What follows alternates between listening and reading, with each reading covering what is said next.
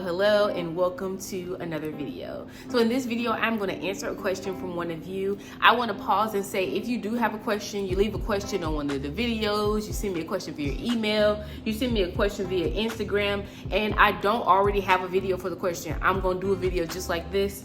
This young lady has asked me a few questions over the course of a few days, and they're all really good questions, stuff that I have not talked about, so I am making a video response to them, okay? So, a little disclaimer. First things first, you already know I am by no means telling you to join the Army by making this video. I am simply giving you the information so you can make an informed decision, okay? I am no longer in the Army. I chaptered out of basic training, and because I chaptered out of basic training, I can give you a variety of experiences that someone who went straight through basic training cannot give you, okay? They don't know what it's like to be in Chapter Charlie and some of these other things that this person asked in this question.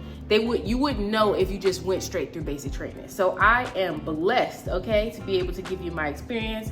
And without further ado, let's get started with today's question. So this person says, I am worried about the physical fitness part. I've been working on running, push-ups, planks, etc. and as much as I can, but I'm struggling with decreasing my run time and doing the proper push-ups. What happens if you fail the acft? Will you get recycled and / eventually kicked out? So this is a bunch of different questions I want to address. And the first one is, will you get kicked out if you don't pass acft? No, not automatically, okay? Definitely, like I say, all of the situations vary. It depends on why you failed it. I heard when I left, some people actually cheated on the acft, okay? And they got held back because they cheated, like hiding behind trash cans and things of that nature, okay? So if you cheated and that's why you didn't pass, of course, you know, it could be adverse situations could happen and you get different repercussions than the standard one I'm talking about. But what a lot of people didn't know at basic training, and I found out once I went to Chapter Charlie, was that there's actually a program, and I'm speaking of Fort Sill.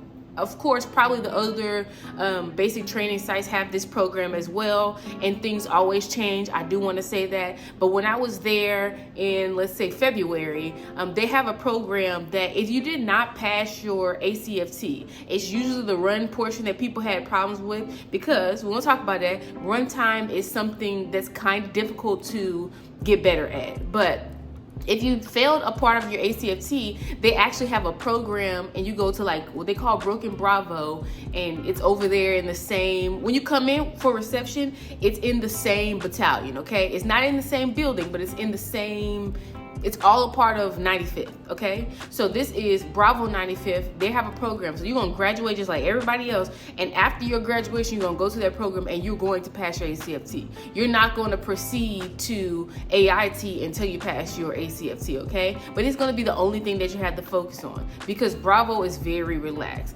Now, the nursing home atmosphere that is Broken Bravo, that is Charlie, will definitely give you, incentivize you to get better on this run time. But they have some elite equipment over there, okay? I mean, they have zero gravity treadmills. They have all kind of stuff. So you're going to get better at running while you're over there. And they don't play. I've seen them, I mean, they were making people swim in there, OCPs and all. It was all kind of stuff going on over there, okay? So they have a whole different training plan. They're going to get you together if you fail it. Don't worry about that, okay? Don't go through your basic training worrying about you failing something. Just come in literally the best you can. Like, what can you do except do the best that you can do? And I'm going to be honest with you, that's really all they want from you. It's for you to do the best you can do. I know for certain there was some people there who couldn't even pick up the weights. Like the acft, the sprint drag carry I did before I even went to basic training, it's hard. So I know some of the people who were there, they could not pick up that weight. Trust me, they moving, they moving numbers around. Don't play, okay? Their goal is really to move you along the process, not to keep you there.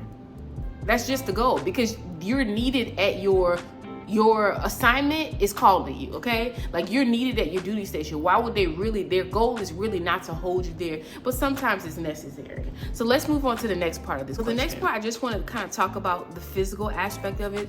As some of you may know, I'm a licensed massage therapist, and even before I became a licensed massage therapist, I've always been very interested in, you know, just exercises, the body, all that kind of good stuff, right? So with that being said, I want to give you some tips on your push-ups and your planks.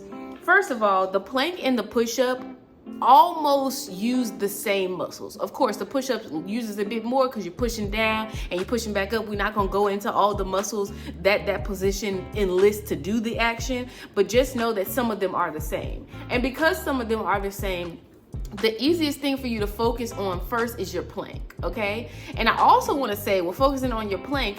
A lot of the time, they don't really give you high repetitions of stuff, okay? Their goal is to torture you by keeping you in the same position. So even with your push-up, if you can hold the push-up in what they call the front leaning rest position, so that's down. Like if you can hold your push-up in almost like a plank position, you're gonna be good, okay? At least be able to do like 10 push-ups, at least. You're gonna get a break after 10 because the thing that's gonna get you the most is holding the push-up position, okay?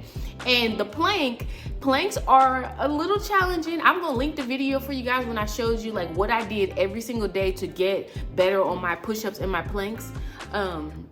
Planks are a little bit more challenging because you have to have the right form, okay? If you don't have the right form, you're gonna have your shoulders gonna be hurting, your neck gonna be hurting, your back gonna be hurting. It's gonna be a bad situation, okay? So what is my tip on how you get better with plank? Squeeze your butt cheeks, okay? So you need to make sure the body's flat. Like I said, I'm gonna link that video. You're gonna be able to see how I'm doing the plank in that video. Squeeze your butt cheeks, because when you squeeze your butt cheeks, you actually activate your core. Planks is a core workout. Push-ups, part of push-ups is also a core workout. So if you strengthen your core, you're gonna be good, okay? So squeeze those butt cheeks.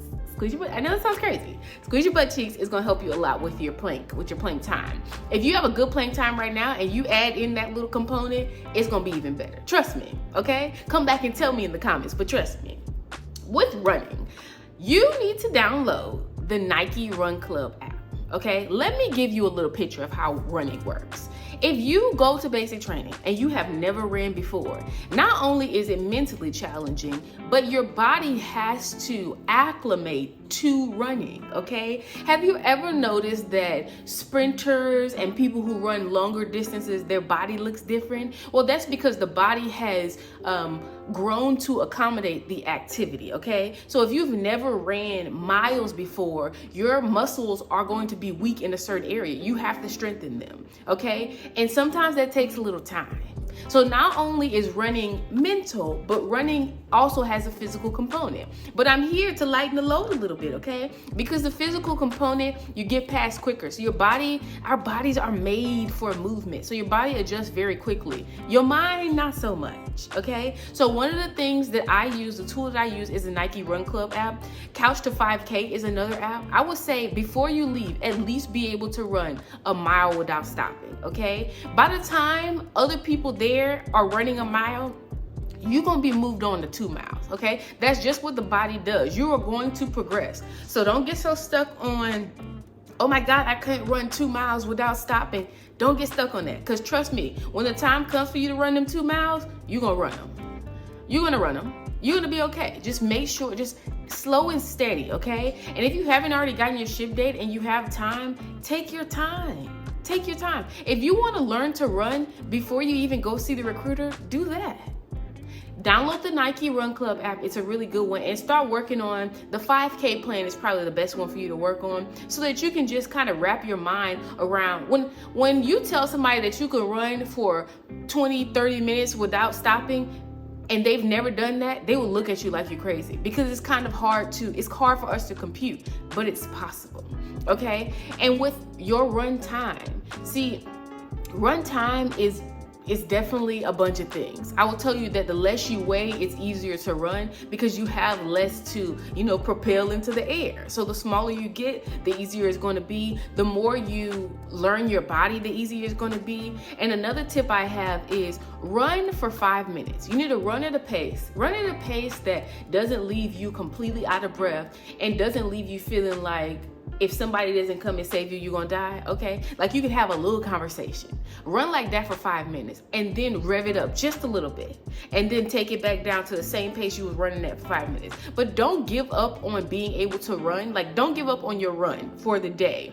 before 5 minutes is up, because think of your body as like a car when it's cold, okay? A little older car when it's cold, okay? Because if you ain't never ran before, you're a little run down, okay? Think about an older car when it's cold. You gotta let the engine kind of, run, warm up a bit before you just go taking off down the road, okay? So think about your body in that way, and those first 5 minutes is really like your body acclimating to the activity that you're about to do. So don't give up on the run for the day with the first 5 minutes. Another thing is people don't realize that you can't run good every day. If you're not an elite runner, if this is like not what you do, running every single day is more detrimental than not, because you don't give your body a chance to recover. You don't give your mind a chance to recover, okay? So I would make a running plan that allows you to run every other day, every 3 days. They know this in the Army, like at basic training, they know this. You're not gonna be running every single day, okay? And with that being said, you're not gonna be doing like mile running every single day. With that being said, one of the ways that you can help yourself while you're there is every time they say run. Don't be one of those people just because they don't see you, you're walking until somebody's yelling at you and telling you to run. Don't do that. Don't cheat yourself in that way, because the only way to get better at running is to run, period.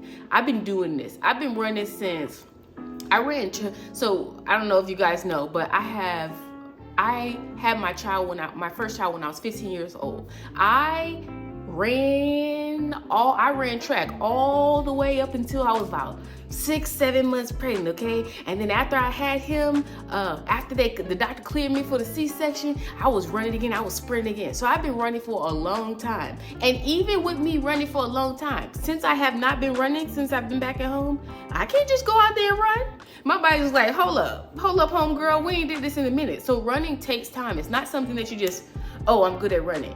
And some people, depending on your body type, if you're a person, like I said, your body just holds more muscle, so you're more of a person who excels in lifting weights, you might not ever get a 7-minute mile running time. I have never run a 7-minute mile. It's not happening, okay? It's not happening. So do your best. And if your best is passing, your best is passing. Tone it down, okay? Relax. It's like the video I said yesterday. Relax. Just relax. The only way to decrease your running time is to run more. And when I say run more, just get on a schedule, like run more often. Learn to run. That's the only way to decrease your run time, okay? And realize that every time you get out there to run, it's not gonna be a good run day, okay? All right.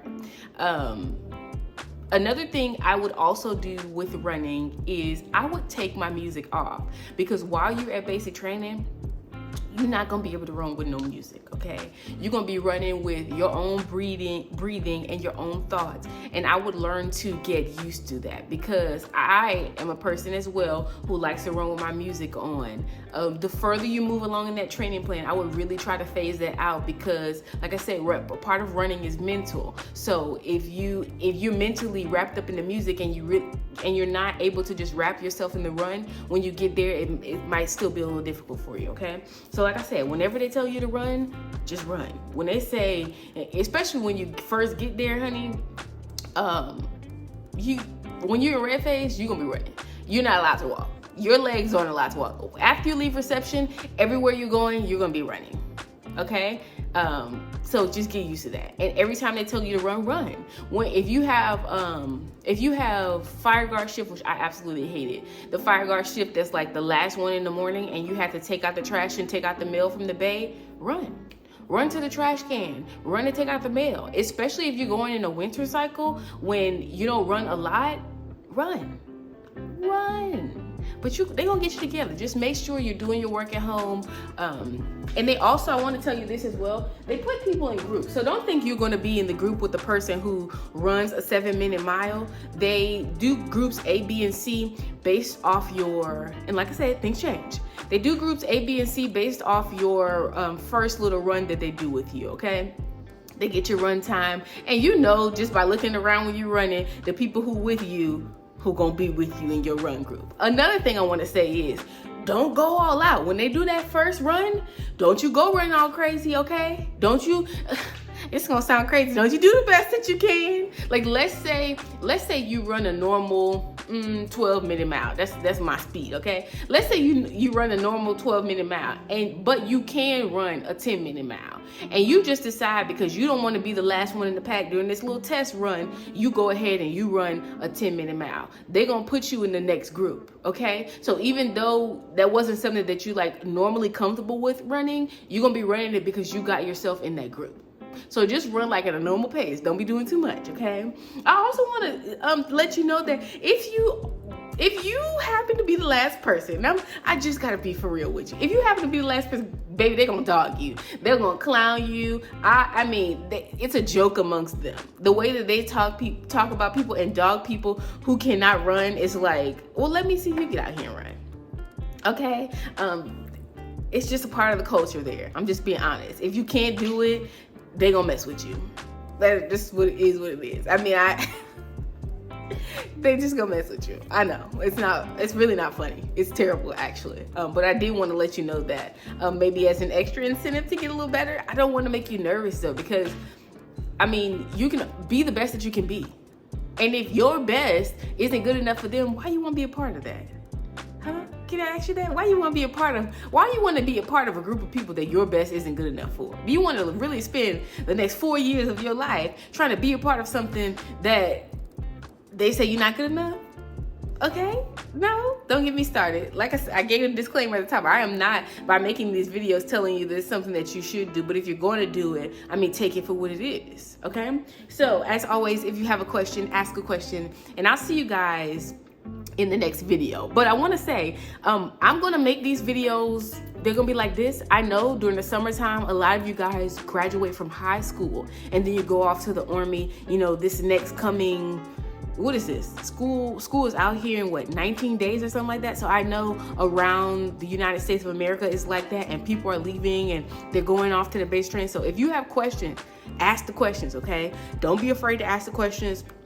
I'll let you know what I know. If I don't know, I have a few people that I can reach out to and get some answers, okay? So like I said, as always, if you have a question, ask a question, and I'll see you in the next video.